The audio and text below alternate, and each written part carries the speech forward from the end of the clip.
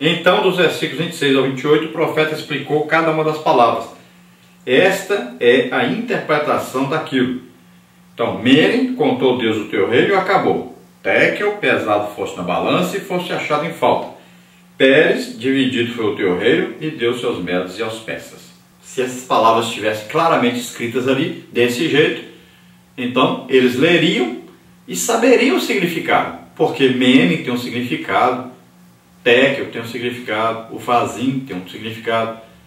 Então eles juntariam essas palavras e a interpretação de cada uma ali seria fácil. O problema é que não estava escrito nessa linguagem. Estava numa linguagem estranha a todos. Então o Espírito Santo é que deu essas palavras para Daniel e deu a interpretação, como interpretá-las. Então ele vai ler o que está escrito e diz, olha, lá está escrito aí 4 palavras. Quais palavras? Mene, que repetido, Mene, Mene. Tekel, Ufazim. Então, essas 4 palavras, ele dá o significado primeiro de cada uma e depois ele dá a interpretação do que é que quer dizer essas 4 palavras. Então, o que quer dizer a palavra Mene, Mene, repetido 2 vezes aí? Ó. Essa palavra significa contar ou contado. A palavra Tekel tinha o sentido de quê? Pesado. E a palavra Parsim significa o quê? Dividido, que é a mesma palavra que corresponde lá a Ufazim, que é a palavra Pazim. Então significa o quê? Dividido. E agora a interpretação que Deus deu a Daniel, ele diz o quê? Ele diz que isso aí significa o quê? Contou Deus o teu reino e o acabou. Pesado fosse na balança e fosse achado falta. Dividido foi o teu reino e deu-se aos medos e aos persas. Tópico 3. O fim repentino do Império Babilônico. Naquela noite fatídica, Deus demonstrou a sua soberania sobre os reis da terra. Ele é o Todo-Poderoso e tem o cetro do governo do mundo em suas mãos. Nada escapa aos seus olhos. Então logo foi dada a interpretação da mensagem e as honrarias feitas a Daniel para ser o terceiro homem do império, o rei Belsazar foi morto e o exército de Dario entrou na cidade da Babilônia. Os medos e os persas passariam a reinar no lugar do império da Babilônia. No capítulo 5 de Daniel, aprendemos a lição de que não podemos nos fechar em nós mesmos. Deus não suporta uma vida de egoísmo, soberba e perversidade. Não podemos profanar aquilo que nosso Pai consagrou como santo. Não sejamos profanos, santifiquemo-nos a Deus com as nossas vidas. Então devemos aprender aqui principalmente isso, a soberania de Deus. Deus está sobre todo, sobre tudo, Ele sabe tudo, Ele vê tudo. Muita gente tenta ajudar a Deus. Nós devemos perceber sempre a mão de Deus aí, nos guiando, nos controlando, nos conduzindo. Deus sempre está lá em cima, vendo tudo. O crente faz é orar, interceder. O crente faz é estar na presença de Deus, pedindo a Deus para fazer alguma coisa. Então Deus mostra aqui que Ele é um Deus soberano. E Ele resolveu que chega, acabou o reinado da família de Nabucodonosor. Chega, acabou gente que enfrentava Deus, acabou. Ele resolveu, olha, acabou. Eu usei Nabucodonosor como um instrumento para juízo contra o meu povo que estava na idolatria. Mas agora acabou. Hora do meu povo voltar para a terra deles e é hora de o juízo acabar sobre o meu povo. E eu agora resolvi que essa família aí acabou. Eu não quero mais eles no governo. O Império Babilônico acabou. A cabeça de ouro lá da estátua que eu revelei para Nabucodonosor, pronto, acabou. Agora é hora de entrar ali o peito, os braços ali de prata, que é o reinado agora dos medos e dos persas. Então, um medo assume primeiro, que é Dario. Alguns acham que ele não existiu, alguns acham que ele é o próprio Ciro, mas Ciro era persa, não era medo. E esse Dario pode até ser o general que invadiu a cidade, que trabalhava junto com Ciro, mas alguns dizem que esse general depois é destituído por Ciro, e Ciro então assume Então ninguém sabe direitinho quem é esse Dario, mas está aí escrito, era um Medo, Dario o Medo. Então primeiro vem o Império Medo, depois é que Ciro vai juntar Medos e Persas e vai governar como representante dos Medos e dos Persas, porque ele domina tanto a parte dos persas como a parte dos Medos. Então toda a região vai ser dominada por Ciro, que vai assumir aí o governo da Babilônia e todo o império, um vasto império. E Ciro vai ser usado então para enviar o povo de Deus de volta para sua terra, para poder reconstruir Jerusalém, reconstruir o templo dedicado a Deus. Então veja só que Deus está no controle de tudo. E ele vai usar agora, assim como usou Nabucodonosor para juízo, ele vai usar agora o imperador, o Ciro agora, para abençoar o seu povo, para fazer com que o seu povo voltasse à sua terra e pudesse reconstruir as suas cidades, né, a adoração a Deus e tudo mais. Então nós devemos aprender sobre a soberania de Deus e devemos aprender que não se pode profanar as coisas de Deus. Nem as coisas que são dedicadas a Deus, muito menos nós, o nosso corpo. Porque o nosso corpo é templo do Espírito Santo. E nós não podemos entregar o nosso corpo ao pecado. Não podemos profanar o templo de Deus, que somos nós. Então nós não podemos viver em prostituição, em bebedices, em festas idólatras. Porque o nosso corpo é templo do Espírito Santo. Então nós temos que manter tanto espírito, como alma, como corpo, irrepreensíveis para a vinda do Senhor. Senão, no arrebatamento, a gente fica. Tome cuidado com isso. Conserve espírito, alma e corpo irrepreensíveis, santos, separados para uso de Deus. Seja templo de Deus na terra. Lembre-se disso. Quando nós aceitamos a Jesus como Senhor e Salvador, nosso corpo passa a ser morada do Espírito Santo na terra. Veja bem, é muito sério isso. É preciso você entender isso.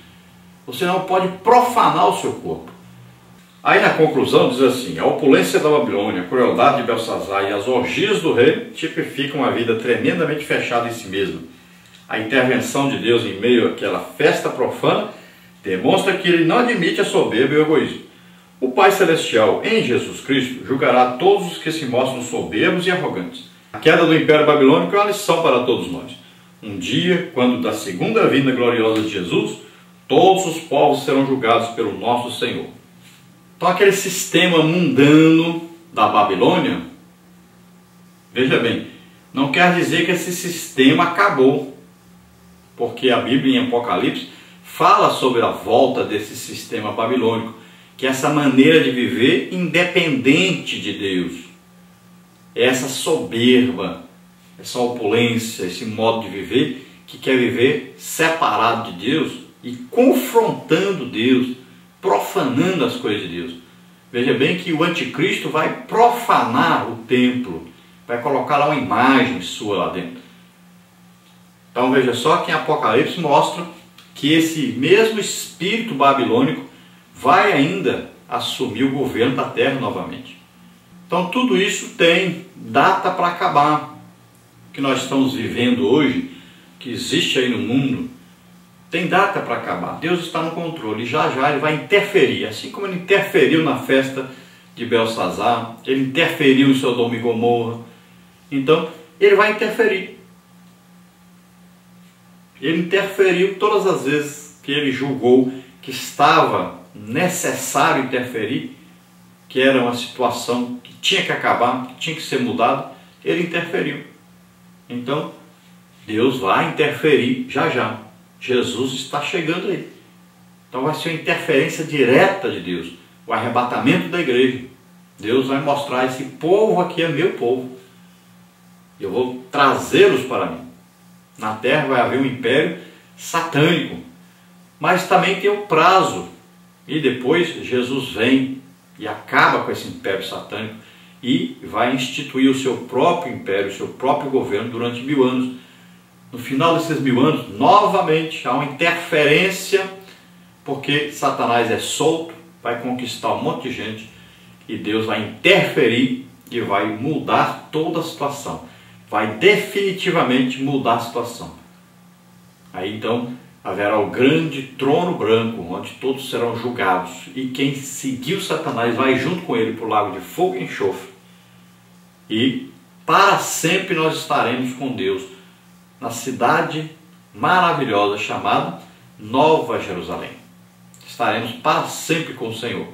Então, não se preocupe, entregue-se totalmente a Deus, confie em Deus, porque tudo está no controle de Deus, tudo está preparado por Deus, e Deus faz todas as coisas para que nós possamos estar para sempre com Ele. Não é nosso desejo, nosso amor por Deus que vai fazer com que esse futuro chegue para nós. É o amor de Deus para conosco que faz. Não depende muito de nós, porque é Deus que nos ama. Ele quer muito mais do que nós estar conosco. Ele nos ama com amor perfeito, não é com amor imperfeito que nós temos. Então Ele deseja muito mais do que nós estar em comunhão conosco, nos salvar e nos levar para Ele. Tenha certeza disso. Vamos orar agora. Se você deseja aceitar Jesus como Senhor e Salvador, é a sua oportunidade. E se você está vivendo uma vida separado de Deus, você está profanando o templo de Deus, que é o seu corpo, arrependa-se agora. Entregue a sua vida totalmente para Deus, espírito, alma e corpo. Consagre a sua vida totalmente a Deus e seja realmente templo do Espírito Santo, morada de Deus na terra, vaso escolhido, vaso cheio do Espírito Santo para fazer a obra de Deus na terra. Vamos orar juntos agora. Pai querido, em nome de Jesus, te apresentamos essas vidas que se chegam a Ti, arrependidos dos seus pecados. Oh, regralia força, gatar, cluxa e amasserei. Pai querido, em nome de Jesus, esforça-os agora, ajuda-os agora, Senhor, para que se arrependam dos seus pecados, para que sejam agora perdoados todos os seus pecados, seus nomes escritos no livro da vida. Abençoa poderosamente. Pai querido, aqueles que estão vivendo de maneira dissoluta, que estão usando seus corpos, Senhor, para pecarem, que estão profanando o templo do Espírito Santo.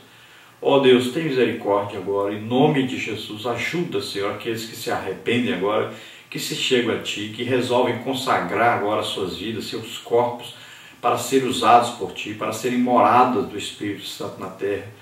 Ó Pai querido, em nome de Jesus, ajuda-os, perdoa-os agora, em nome de Jesus. Em nome de Jesus, aqueles que estão enfermos, doentes, agora nós ministramos cura, em nome de Jesus. Seja agora curado, seja sarado, em nome de Jesus.